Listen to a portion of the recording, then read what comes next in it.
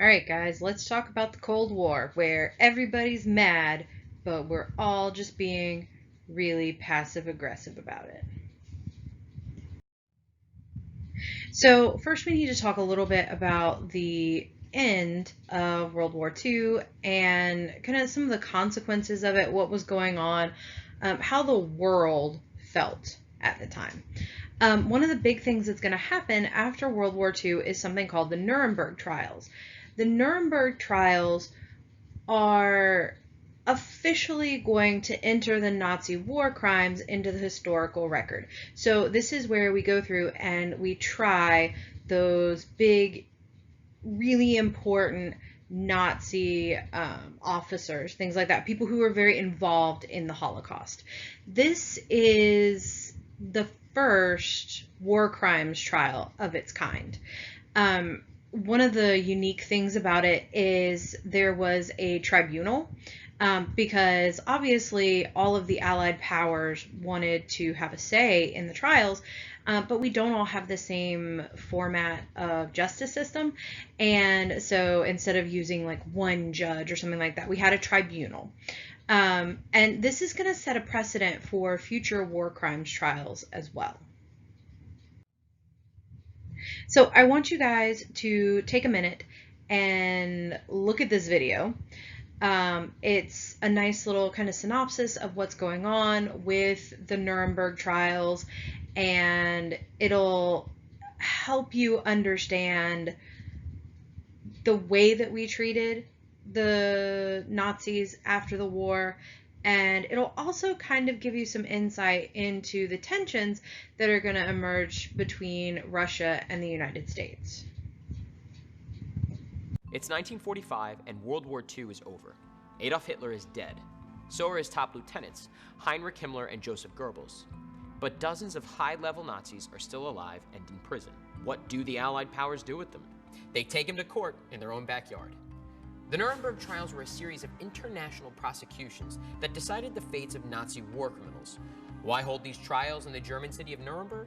Well, for one, unlike a lot of German towns, Nuremberg was relatively undamaged by the war, and, just as importantly, the city had been the site of several infamous Nazi rallies. Prosecuting Nazi leaders there brought a symbolic closure to the Third Reich. The trials were administered by the four principal nations of the Allied powers: the United States, Great Britain, the Soviet Union, and France. However, each of these countries had their own laws and legal system, and had to settle on a common framework of justice. They couldn't try each defendant four different ways. So in August of 1945, they all sat down and hammered out the London Charter of the International Military Tribunal. With the London Charter, the Allies agreed that the defendants would stand trial and be allowed to have their own defense attorneys. Instead of a single judge, there would be a tribunal, 4 judges, 1 from each Allied country. The London Charter also defined the 3 major charges each criminal would face: crimes against peace, like planning and starting a war crimes, such as killing POWs, and crimes against humanity, in other words, killing civilians, as the Nazis did during the Holocaust.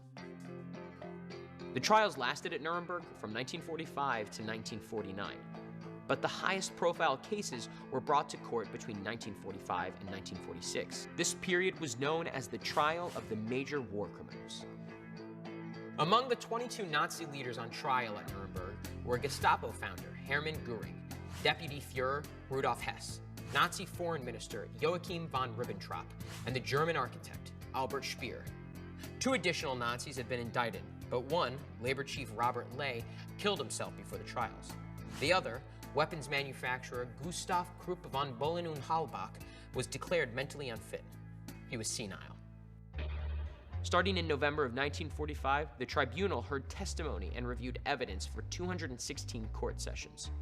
The horrors and crimes of the Nazis were put on display for all the world to see. In October of 1946, the court handed down its verdicts: 12 death sentences, including those for Göring and Ribbentrop. 3 got life in prison, 4 got lengthy jail terms, and 3 were acquitted. Nothing could undo the devastation of the war. Nothing could bring back the millions of lives lost in the Holocaust and the millions more lost in battle. But the Nuremberg trials were an important step towards rebuilding an international system of justice. They established important legal precedents for future international trials, including those for Japanese war criminals and for trials decades later in Rwanda and the former Yugoslavia. The Nuremberg trials officially entered the crimes of the Third Reich into the historical record, so that there would be no doubt about what the regime had done.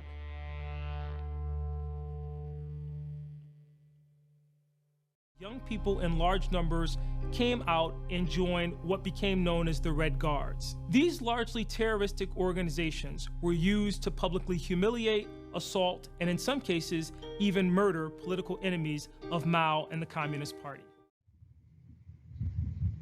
All right, so the Cold War is, like I said, kind of a passive-aggressive, like, ignoring each other but also trying to one-up each other sort of deal that is going to happen all the way until like the early 90s, from the end of World War II to like much more recent times.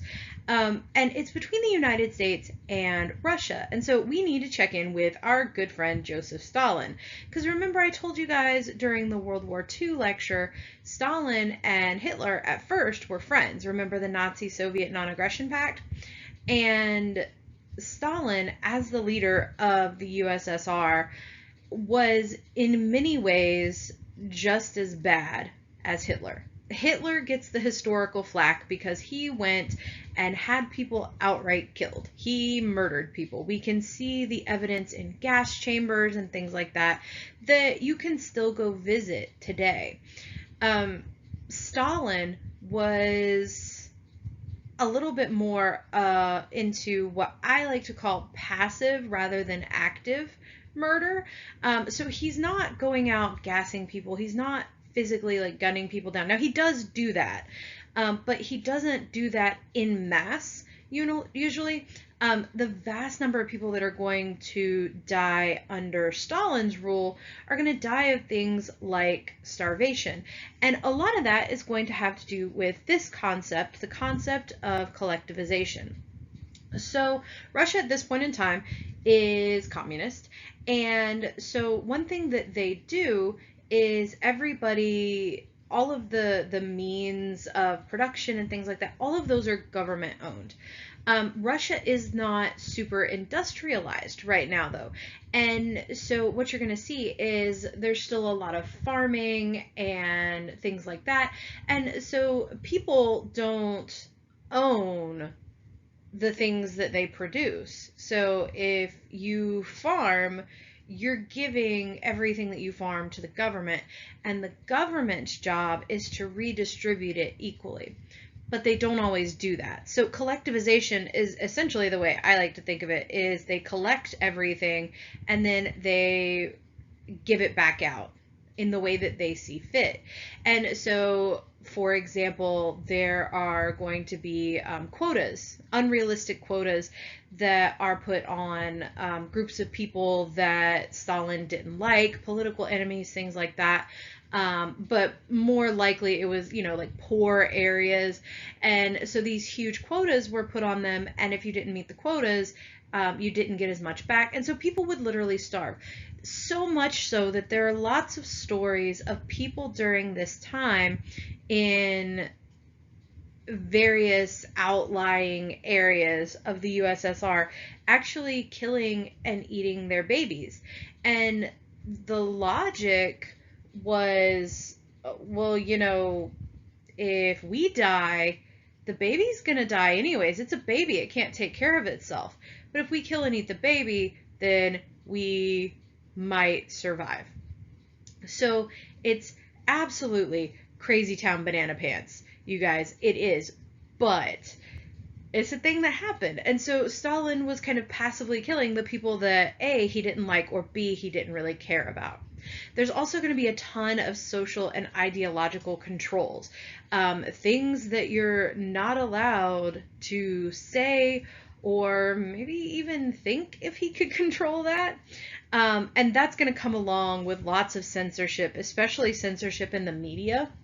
That's one, though, you guys, that you can see reflected in the things that Hitler did, too. You remember Gleichschaltung, where he did that whole media co-opt? That's a similar thing is going to be happening in Russia as well. There's also no religious freedom. Russia moves a lot away from religion at this point in time, which, if you're a history buff, is really unfortunate because there are a lot of beautiful, beautiful Greek Orthodox churches in Russia, and a lot of them don't survive this. There's also a huge military presence. And lots of political purges. This, again, is very similar to some of the stuff that we saw Hitler do, especially that military presence. You remember the Einsatzgruppen, and he's also got the SS. And you've got these political purges as well, where people who didn't agree with Stalin, or even people that he thought might eventually turn on him, would get killed. Stalin was very, very well known for not just killing his enemies, but killing his supporters that he thought might turn on him later. So that's kind of what's going on to set the mood for the Cold War. The Cold War we are going to define as the political, strategic, and ideological struggle between the United States and the USSR that spread throughout the world and lasted from the end of World War II until the fall of the Berlin Wall in 1991. Now, this is the fall of the Berlin Wall is actually kind of just an arbitrary thing. This is when the physical Berlin Wall falls down, but I wouldn't necessarily say it's the end of Cold War tensions. Even today, there are a lot of tensions between the United States and Russia, and a lot of that is left over from this Cold War period. Now, there were several strategies that were used throughout the Cold War, and these strategies are kind of what kept it cold. So it's what kept it from escalating to actual physical violence. Because here's the thing, by the time we finished World War II, we had nuclear technology. Obviously, we dropped atomic bombs, but also Russia developed atomic technology very quickly after we did. And so if we had actually gone to war, chances are there would have been some pretty big booms going on, right? And nobody wanted that. So that's why we have this sort of passive-aggressive war going on, so that we don't actually fight. And these are the strategies that help keep it that way. So we've got this idea of brinkmanship. And so when you go to the brink of something, you go to the very edge, right? It's when you are just about to do something and you don't. You get as close to the edge as possible. I always think of, a lot of you aren't old like me, but I always think of Brink, the Disney Channel original special thing movie. So you go to the very edge of what's okay or of what you can do before it's too much, right? So you go to the very edge, in this case, of actually physically fighting. And there's also going to be a lot of espionage, there's not an H in there, espionage, like these guys, spy versus spy. You're going to see lots of people coming into the United States as sleeper agents. I know you guys have heard of that before. There's actually a movie that was fairly recent, Red Sparrow, I think is what it's called. It's got Katniss from the Hunger Games, and it's all about a Russian agent, and so you're gonna actually see a lot of that on both sides. We're gonna do as much spying as we possibly can. We're also going to use our own foreign aid and forming alliances to our advantage. So basically, we're gonna use money to get people on our side. We're also going to use a lot of propaganda.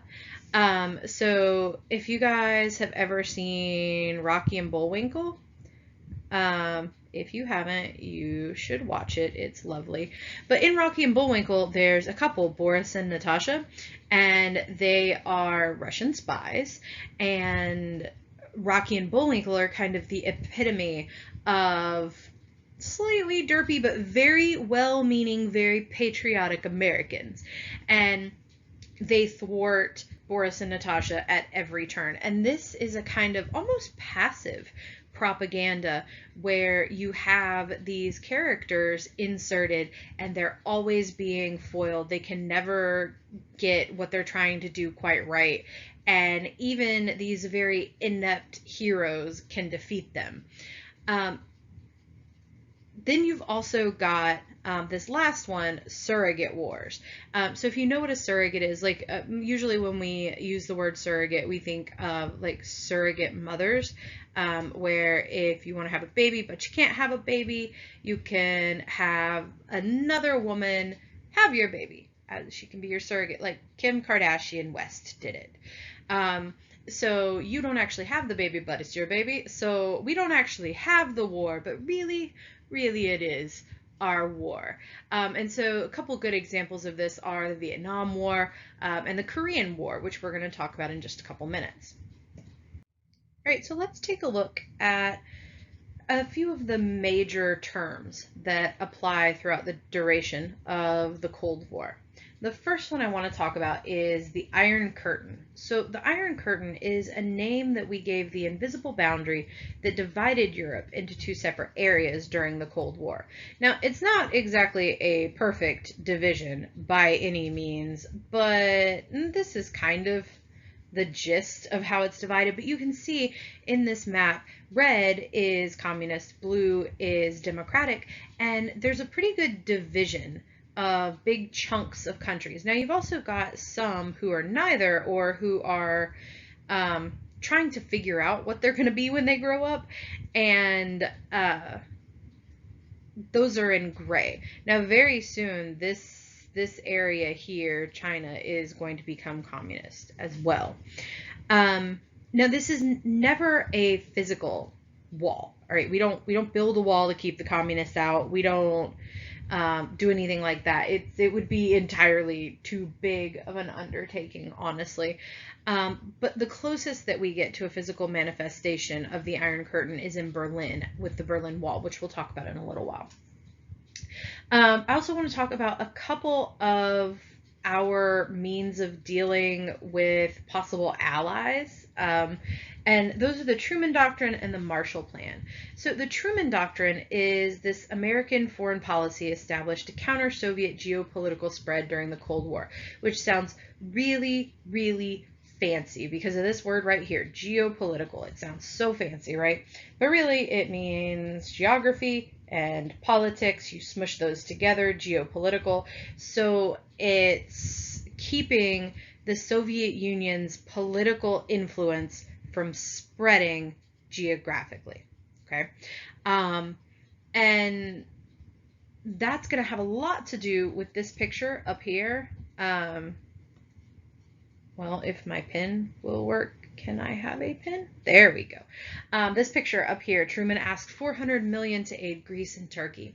So Greece and Turkey specifically were two countries that were highly impacted by World War II. They also are very near to all of this red area that we have going on.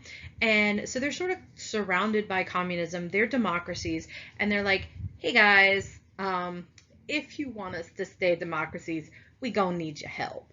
And so we send them that aid with the idea of, if you help these democratic places out, or if you help out some of the gray areas, then they're more likely to become and stay democracies and not turn to communism. Because here's the thing, you guys, communism, when it first begins, can work rather well. The issue with communism, it's great on paper. The idea of the government owning the means of production and everybody getting what they need is fantastic, if it ever actually worked that way. But so far, history has proven that it just doesn't. Generally, when a country becomes communist, a dictator or a small group will rise to power, and the money and wealth and goods, they're not distributed evenly. But at the very beginning of a communist country, when the government gets all of the money and all of the wealth and all of the means of production, everything looks great for a little while. So there's a big draw to becoming communist if you are a country that doesn't have much of anything and your government isn't functioning well. So we want to keep people from doing that. We're also going to have what's called the Marshall Plan. This is also known as the European Recovery Program, and what it does is it channels money to finance the economic recovery of Europe. So this isn't intended to provide aid to countries. That's what we do with the Truman Doctrine. We're giving them money. It's not intended to do that. It's intended to help them fix their economies. So two different ways of hopefully maintaining democracies. And the reason for that, the reason that we work so hard to maintain democracies is because of something called the domino theory. The domino theory is the idea that a communist victory in one nation is going to quickly lead to a chain reaction of communist takeovers in neighboring states.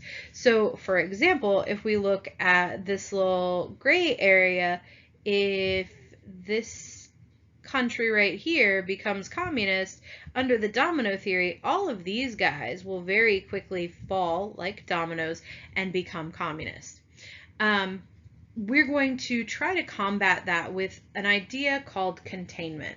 A lot of people question why we used containment rather than just trying to take communism out entirely. Part of that is because, look, this is a whole lot of the world, you guys, and this side of the world has nukes, just like we do, and so we don't want them to blow us up. So communism, containment is essentially preventing the spread of communism. We just want to keep it contained in the areas that it already exists, right? So we want to keep it contained, keep it from going anywhere, because if it's not going anywhere, if there's no new communist takeovers, then the domino theory won't take effect. And we can just kind of keep that iron curtain up and we can keep us separated from them. Rationally, logically, there's no real way to eradicate communism, so this is just kind of our best bet. So after World War II was over, one of the things that we did with Germany was we split it up. But because there was so much tension between the United States and the USSR, and because France and Britain were very weakened by the Second World War in general, it was split up into basically the democratic side and the communist side. Originally, it was intended to be 4 different chunks for France, Britain, the United States, and the USSR, but it didn't work out that way. Well, Berlin, Germany's capital city, was also divided in half. And Berlin is in the middle of the communist area.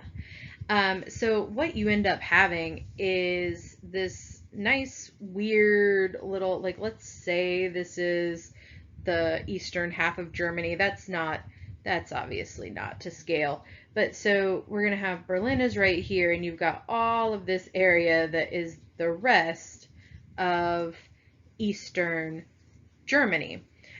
So Western Berlin wanted the East to rejoin the West because they're divided in halvesies, kind of like this. So they wanted to get back together.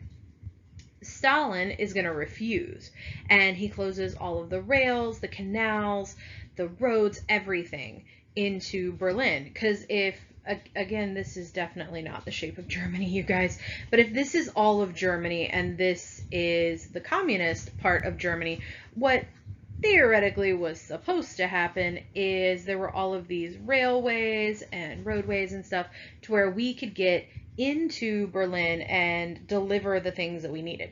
Well, with all of that closed, what Stalin was hoping to do was force the West to rejoin the East instead under communist rule.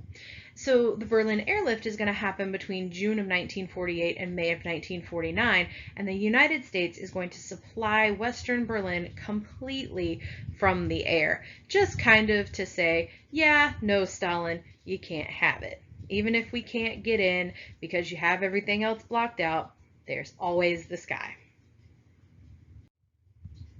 So this is a little video for you guys to watch in the PowerPoint version, just so that you have some background on the Berlin airlift. You're actually going to see some survivors of it, fun stuff like that. All right, so watch that as well.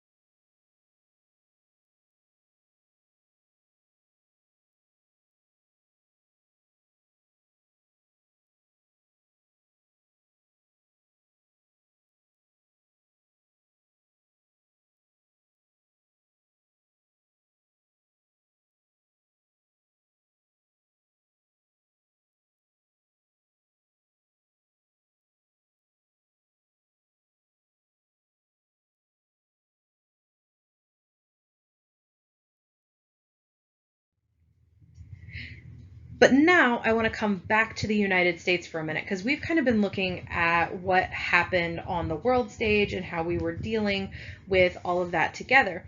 Well, at this point, Truman is in office, right? So FDR, Franklin D. Roosevelt, died during World War II.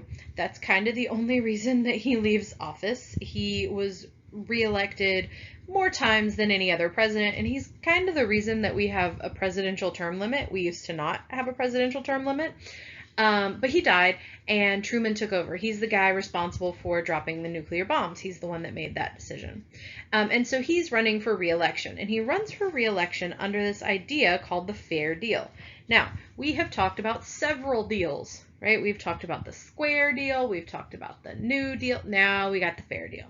And this is a very simple idea. It's the idea that everyone has the right to expect a fair deal from the government, which should guarantee economic opportunity and social stability. Basically, the Fair Deal says, hey, you know what? The government should help prevent there being another Great Depression, since a combination of what FDR did with his New Deal programs and World War II helped kind of inch us out of the Depression, right? We don't want it to happen again. Here's the problem, though. We've talked all throughout this class about the push and pull between a conservative and a liberal government, one that kind of wants things to stay the same and one that wants change. In those conservative governments, usually we're kind of looking back at the past with rose-colored glasses. We are going to focus more on the government helping businesses rather than the government helping individual people. We're not going to do a whole lot of reforms. Reform is what you see in liberal eras. And so the New Deal and that Great Depression period, that was a very liberal era. Just like we saw with the Gilded Age, very conservative Gilded Age moving into the very liberal progressive era. Then you get World War I and it acts like a catalyst, and we move back into another conservative era, the Roaring 20s. Then we go into a more liberal era with the Great Depression and the New Deal. Well, now World War II acts as a catalyst, and we're going to see another very conservative era. The problem is Truman, his fair deal is a very liberal sort of agenda. And so people start to want to move away from that, and he ends up not being reelected. Now, a lot of that very conservative impulse is going to come as a result of World War II and as a result of the Second Red Scare. So remember, we talked about the First Red Scare, right? And the First Red Scare was all about fear and especially the fear of communism, any of the isms that weren't capitalism. And the Second Red Scare is really no different. This is going to be caused by the growing fear of communism because you've got the Soviets, you've got their atomic weapons, but also China has now become communist. It's led by Mao Zedong. And so remember, we've got the whole domino theory. We think that the world is about to basically fall to communism. And so we are really, really scared that the United States is going to fall to communism. The United States is also having a lot of problems converting to a peacetime economy. And once again, the focus of the tension, just like we saw with the First Red Scare, is going to be on labor unions and minorities. Now, remember last time we saw the Palmer raids with A. Mitchell Palmer. Similarly, this time we're going to see the emergence of something called McCarthyism. It's based on the senator whose name coined the term, Senator Joseph McCarthy, and it becomes synonymous with the Second Red Scare when he starts to claim that communists within the United States are more dangerous than those abroad. There's also an organization that's going to come as a result of this. It's called the House Un-American Activities Commission, or HWAC. I like calling it HWAC. You gotta say it exactly like that. And what it does is it explores possible communist influence within the film industry. So we're not just talking politics anymore, you guys. It's not like A. Mitchell Palmer when he was going after the suspected radicals and stuff, and it kind of is limited to people who are, according to him, attacking the Capitol. It's not limited to that anymore. It's not all politics. A lot of it is the American public. A lot of it is targeting the film industry, because there's this very weird idea that somehow communists have taken control of the film industry, and they're just going to subtly put elements of communism into movies, and we're going to, over time, I guess, be tricked into becoming communist. And so HWAC is going to investigate all of this. They're going to be aided by J. Edgar Hoover, who is in charge of the FBI at the time, as well as Ronald Reagan. You might have heard his name because he's going to be president later on. Right now, he's president of the Screen Actors Guild. He was an actor before he became president, and so he's actually going to be an FBI informant. The Hollywood 10, though, are a group of people who are going to refuse to answer HWAC's questions. And this becomes a whole big, huge thing, you guys. People are being brought in just based on somebody saying, I don't know, I think so-and-so might be a communist. And when you're brought in, it's expected that you're going to deny it, and then you're going to name names so they can get more people in for questioning. And if you don't name names, then you're blacklisted. It gets completely insane, you guys. All right, so this is actually a film clip from that time period, from HWAC, and it'll show you just how ridiculous some of these trials get.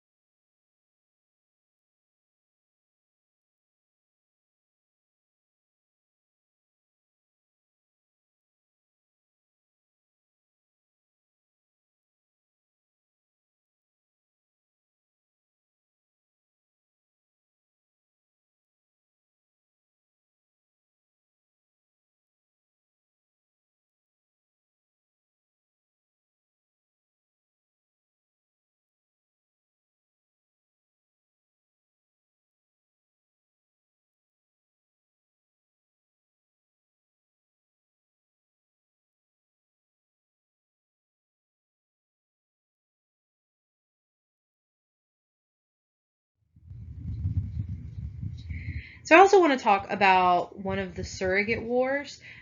Specifically, we're going to talk about the Korean War. It goes from 1950 to 1953.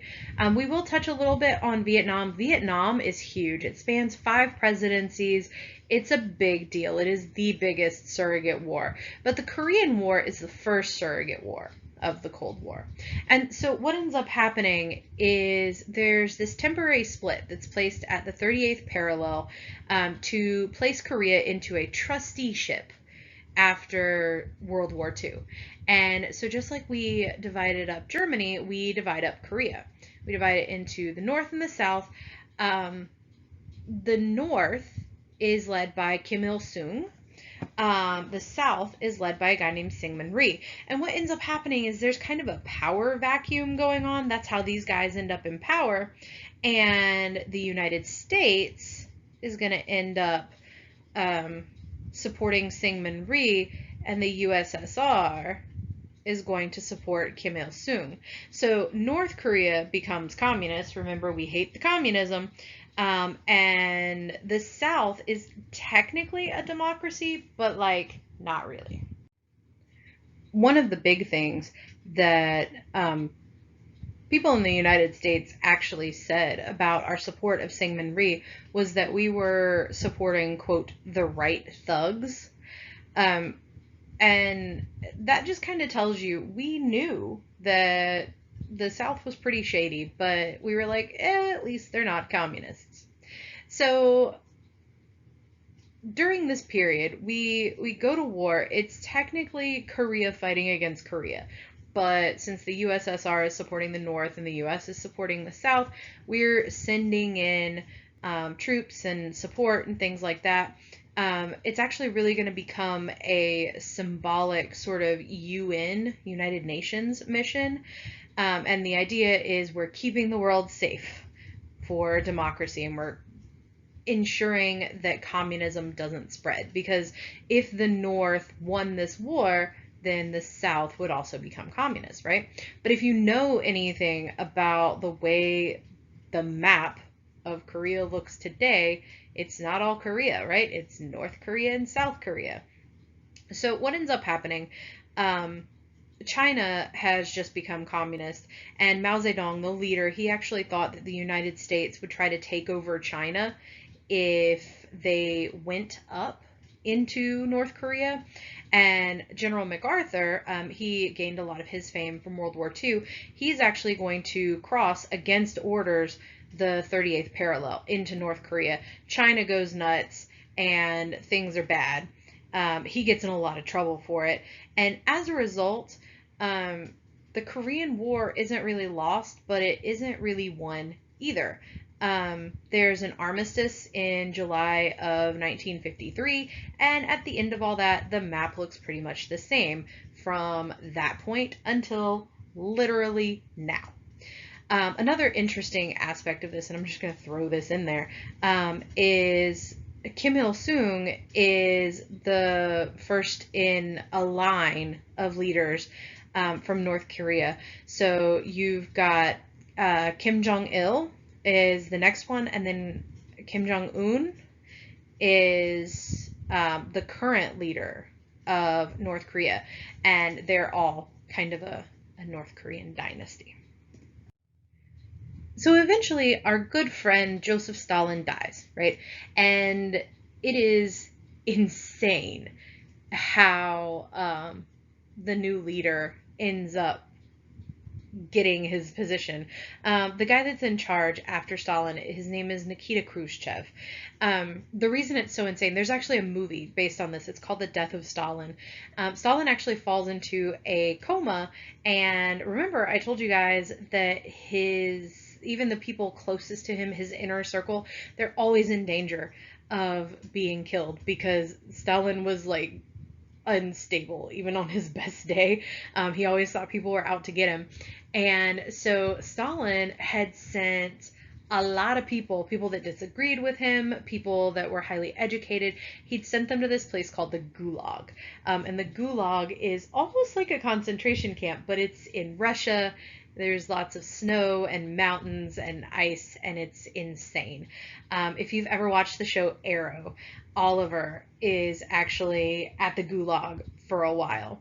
So it's a real place, and Stalin has sent all of the best doctors there. Well, he falls into a coma, and his advisors are like, oh crap, what do we do? Because a lot of them really want to be the next guy in charge. They're kind of looking forward to Stalin dying because, like I said, he's kind of a gun waiting to just, I guess gun isn't a firework waiting to explode. It's just past the 4th of July. So yeah, he's very, very unstable.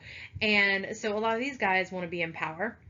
They're waiting for it to happen. But also what if Stalin wakes up? They have to have shown their best possible effort if Stalin does recover. And so it's just this scramble to try to keep him alive, but really nobody wants to keep him alive. Anyway, so that's a very, very long story that you didn't actually need. What you needed to know is Stalin is dead.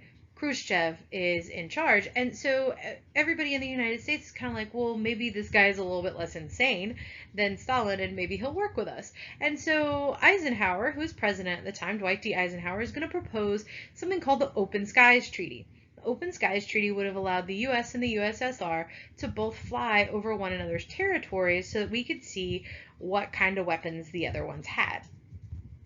The Soviets are going to refuse. They're basically like, obviously, if you're requesting that we do this, if you're proposing this, you've already hit all the good stuff. We don't want you to see our stuff because you're going to make sure we don't see yours. So they refuse, but Eisenhower, you guys might remember his name. Dwight D. Eisenhower was famous for his leading of D-Day. So, like, this guy was huge. He was a general. And typically speaking, people who are that high in the military, they're not really accustomed to being told no. And this guy's president of the United States, which is pretty much the most powerful country in the world at this point in time. So he's told no, and Eisenhower is like, you mean yes? And he just does it anyway. And they are going to get really, really, really mad at us. They shoot down one of our U-2 spy planes. It's a whole thing. This is something, again, that you're going to look at in this week's activity, and it'll give you some more information. There's also some trouble going on in the Middle East. And this is, honestly, you guys, this is kind of where the tensions that we still see today start. We still have issues with Iraq. We have issues in Iran. There's lots of tension, especially between fundamentalist Islam and the Western world. And a lot of it is really rooted here. There's a lot of tension in the Middle East at this point in time, specifically between Jews and Arabs. Now, not all Arabs are Muslim, but a lot of them are. And so you see this difference between Muslim and Jewish, and they're very similar religions, as is Christianity. All three of these are the three big monotheistic religions. As a result, all three of these religions have a lot of the same holy areas. And so after the end of World War II and the Holocaust, we are going to create Israel. Jews have never had a homeland, and so we create Israel, kind of plop it in the middle of all of this Arab land in the middle of the Middle East for the Jewish people. We put it where we put it because of Jewish holy lands, but we kind of ignore the fact that those holy lands a lot of the time are shared with Islam as well. And so we see a lot of tension mounting because of this. There's this guy, his name is Jamal Abdel Nasser. He was in charge in Egypt at the time, and he wanted to unite a bunch of Arab nations. There's going to be a whole crisis, the Suez Canal crisis. Essentially, they're going to try to kind of band together and control the access to that canal. They're going to lean a little bit more towards the USSR and communism, largely because the United States is so supportive of Israel. So we kind of like push them toward the USSR almost. And we're going to see the creation of something called the Eisenhower Doctrine in relation to this. And what it says is a Middle Eastern country could request American economic assistance or aid from the United States military forces if it was being threatened by armed aggression. And this is just the idea that we can go in. It gives the president unprecedented power in sending troops, because we're looking for economic assistance, yes, but also we're looking at aid from U.S. military forces. And so this gives power to the president to send troops overseas. So a lot of anxiety is going to be caused by the development of nuclear weapons, but in the 1950s, we're also going to see the development of something that's even worse than the atom bomb, which is the H bomb or the hydrogen bomb. And this is going to cause lots and lots of anxiety that then leads to the arms race and new military strategies. And the arms race is basically the idea of constantly one-upping one another. We're constantly trying to get more nukes, bigger boom. The bigger the boom, the better. And that eventually is going to lead to something called mutually assured destruction, which is basically the idea that if the United States launches a nuke at Russia, then Russia is going to have enough time to launch a nuke at us, and then there will be like counter strikes and stuff like that, and basically the whole world will be destroyed instead of one guy getting there first. It is also the period of the baby boom. After World War II, you're going to see a lot of people coming home from war. You're going to see a lot of babies being born. And that's really important because you're going to see a shifting economy. There's going to be shifting ideas about what's important, things like that. Now, during this time, we're also going to see the rise of the suburbs. So these are the little like cookie cutter houses that you see pop up everywhere. They usually have a nice little sign on the outside of the neighborhood. Sometimes it's a gated community. These start popping up in the 1950s or so. For example, one of the biggest ones is Levittown, that's created in 1957. The thing about these, though, is that in conjunction with the rise of the suburbs, you're also going to see the rise of something called the inner city. So the inner city is near those old like downtown areas, the places that are close to factories and workplaces. It's where people used to live when they didn't have the means to transport themselves to work, right? So what you're going to see though with the rise of the suburbs, these are farther out. Okay, these are you're commuting to work, whether that's 10-15 minute commute. You're commuting to work. You're not living near where you're working. What you're going to see though is these suburbs are going to become pretty exclusive. Now, they usually won't necessarily say, hey, whites only. Like you can't necessarily say black people cannot buy this house. What you're going to see instead is a lot of these suburbs are going to have homeowners associations. So I don't know if any of you guys have a homeowners association. A homeowners association, you pay a fee. You have to be a member of the homeowners association in order to live in the home within that area. They do things like in the homeowners association I was a part of at one point, you had to keep your grass below a certain level, and if you didn't, then they would come and cut it for you and charge you like $150. It was nuts. But so a lot of the time in these new suburbs, one of the rules of the homeowners association would be you couldn't be a part of it if you were black, or if you were Mexican, or if you were not white.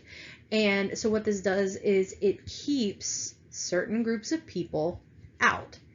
It keeps not only poor people who can't afford to move to the suburbs out, it also keeps anybody who you consider undesirable out.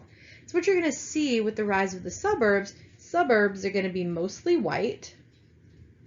If not all white. In a lot of places, it's all white. And when the suburbs pop up, the inner city is created just kind of as a result. So the suburbs are going to be mostly white. Money is going to go this way. You're also going to see not just funding, but government aid and things like that. Businesses are going to go this way.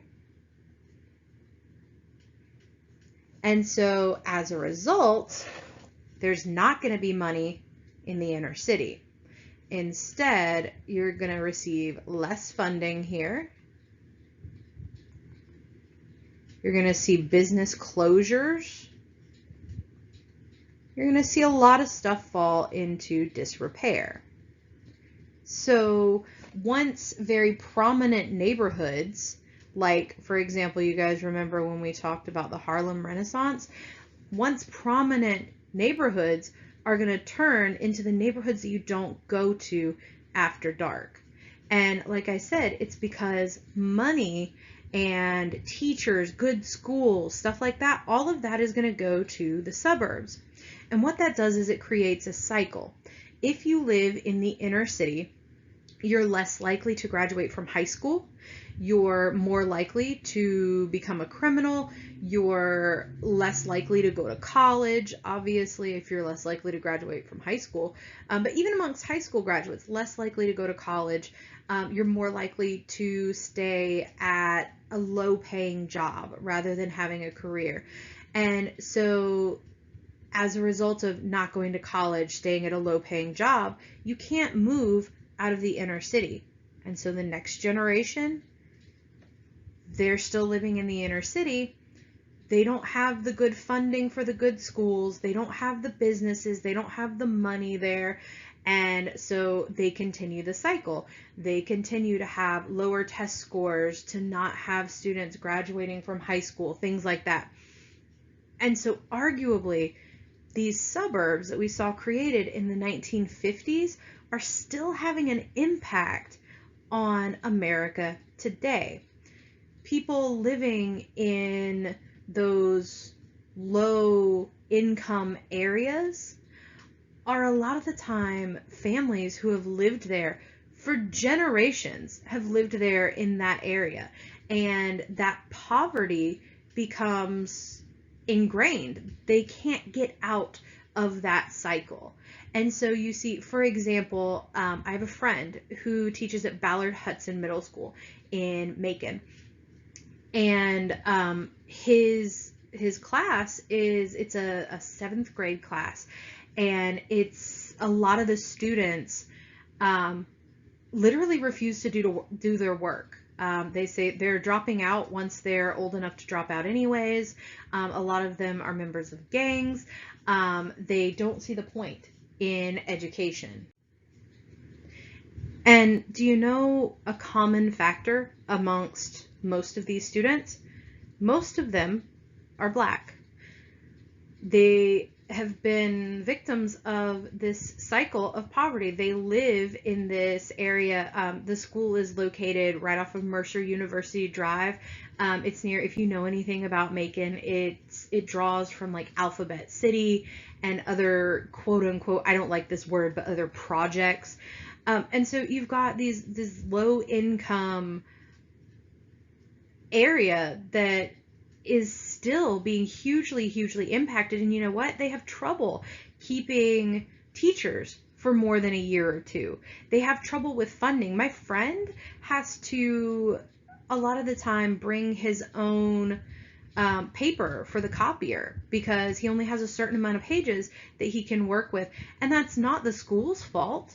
It's because it's underfunded, and it's because it's been underfunded, because we underfunded it for so long after the rise of the suburbs, during the rise of the suburbs, and then we started No Child Left Behind, and we started giving incentives for higher scores, and the only way that you can get this extra funding is if your students are doing better. But how are you going to get these students doing better without the funding? And it's this insane conundrum. And all of that is something that is real life happening today, impacting people. And a lot of it is rooted in people moving to these cookie cutter houses in the 1950s. So I know I had a lot of feelings about that last slide. So let's look at something fun. Let's talk about rising consumerism. So you've got all these cool classic cars that weren't classic yet. You've got the advent of stuff like McDonald's and other fast food restaurants. People are going to start getting TVs in their homes. You're going to see drive-in theaters, even Tupperware. People after World War II, they've done without during the Great Depression. They had to save all of their money because they had to ration everything during World War II. They are ready to spend, you guys. And television, in a lot of ways, is going to help bring family together. People are going to, just like they did with the radio, sit around the television at night, and it's going to become kind of a nightly ritual. But against the mainstream, you're going to see the emergence of what's called a counterculture. The counterculture in the 1950s is going to emerge in art, film, music, stuff like that. These guys are known as the Beat Generation. So you've got like Elvis, James Dean, Marlon Brando, all of those tall, dark, and handsome men. And so this is where you start to see the shift from conservative to liberal. You don't see it first in the government, you see it first in society. So if you look back to when we talked about the 1920s, remember we talked about the flappers, and we talked about people who were going to speakeasies and stuff like that. That was the beginning of the shift from conservative to liberal, kind of like you see here. All right, so I will see you guys next time. We're going to talk about the 1960s. We'll talk about our good friend JFK. We'll do some conspiracy theories. It's going to be great.